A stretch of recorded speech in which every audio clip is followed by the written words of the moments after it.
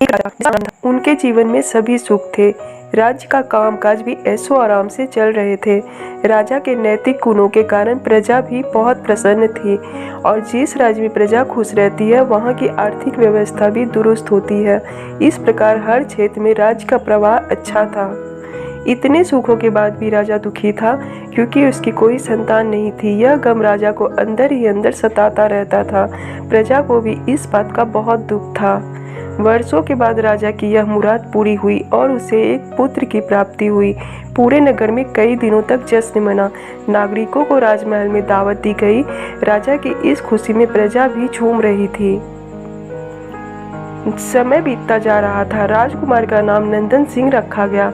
पूजा पाठ एवं इंतजार के बाद राजा को संतान प्राप्ति हुई थी, इसलिए उसे बड़े लाड प्यार से रखा जाता था। लेकिन अति किसी बात की अच्छी नहीं होती। अधिक लाड ने नंदन सिंह को बहुत बिगाड़ दिया था। बचपन में तो नंदन को सभी बातें दिल को लुभाती थी, पर बड़े होते होते यही बातें बदतमीजी लगने लगती है। नंदन बहुत ज़्यादा जिद्दी हो गया था। उसके मन में अहंकार आ गया था। वो चाहता था कि प्रजा सदैव उसकी जय जयकार करे, उसकी प्रशंसा करे। उसकी बात न सुनने पर वो कोलाहल मचा देता था। बेचारे सैनिकों को तो वो पैर की जूती ही समझता था। आए दिन उसका प्रकोप प्रजा पर उतरने लगा था।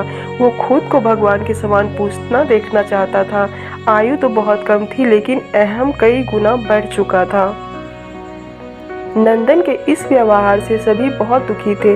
प्रजा आए दिन दरबार में नंदन की शिकायत लेकर आती थी, जिसके कारण राजा का सिर लज्जा से झुंझाता था। यह एक गंभीर विषय बन चुका था।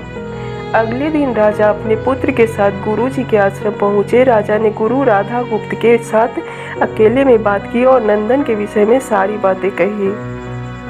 गुरुजी ने राजा को आश्वस्त किया कि वे जब अपने पुत्र से मिलेंगे तब उन्हें गर्व महसूस होगा। गुरुजी के इस शब्द सुनकर राजा को शांति महसूस हुई और वे सहर्ष अपने पुत्र को आश्रम में छोड़कर राजमहल लौट गए।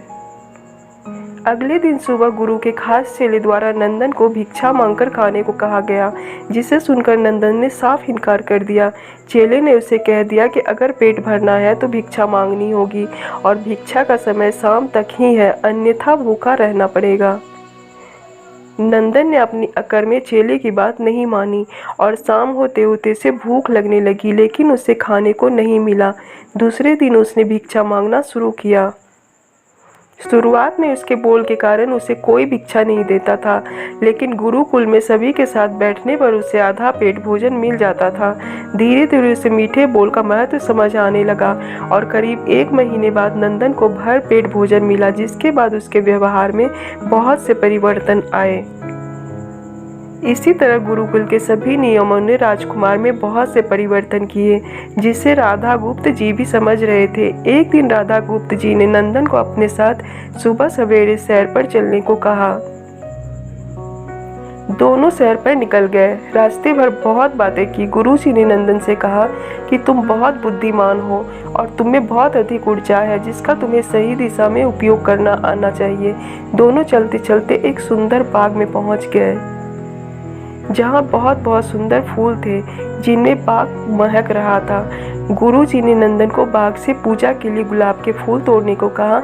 नंदन झट से सुंदर सुंदर गुलाब तोड़ लाया और अपने गुरु के सामने रख दिया। अब गुरुजी ने उसे नीम के पत्ते तोड़कर लाने को कहा। नंदन वो भी ले आया। अब गुरुजी ने उसे एक गुलाब सूंघने दिया और कहा, बताओ कैसा लगता है। नंदन ने गुलाब सूंघा और गुलाब की बहुत तारीफ की। फिर गुरुजी ने उसे नीम के पत्ते चखकर उसके बारे में कहने को कहा। जैसे ही नंदन ने नीम के पत्ते खाए, उसका मुंह कड़वा हो गया और उसने कहीं उसकी बहुत निंदा की और जतर कतर पीने का पानी ढूंढने लगा। नंदन की यह दशा देख गुरुजी मुस्कुरा रहे थे। पानी पीने के बाद नंदन को राहत मिली। फिर उसने गुरुजी से हंसने का कारण पूछा। तब गुरुजी ने उससे कहा कि जब तुमने गुलाब का फूल सूंघा तो तुम्हें उसकी खुशबू बहुत अच्छी लगी और तुमने उसकी तारीफ की, लेकिन जब तुमने नीम की पत्तियां खाई तो तुम्हें वो कड़वी लगी और तुमने उसे थूक दिया और उसकी निंदा भी की। गुरुजी से नंदन को समझाया, जिस प्रकार तुम्हें जो अच्छा लगता है तुम उसकी तारीफ करते हो, उसी प्रकार प्रजा भी जिनमें गुण होते हैं उसकी प्रशंसा करती है।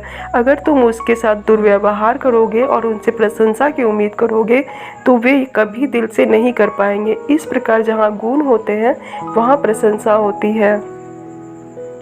नंदन को सभी बातें विस्तार में समझ आ जाती है और वो अपने महल लौट जाता है।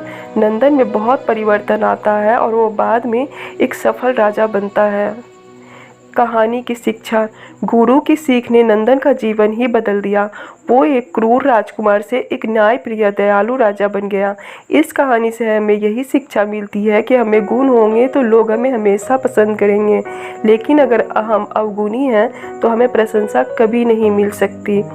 तो दोस्तों, कैसी लगी आज की कहानी? अगर अच्छी लगी हो तो लाइक शेयर ज़रूर कर दीजिएगा और सब्सक्राइब करना बिल्कुल मत भूलिएगा। फिर मिलते हैं आपसे अगले कहानी में, तब तक के लिए बाय।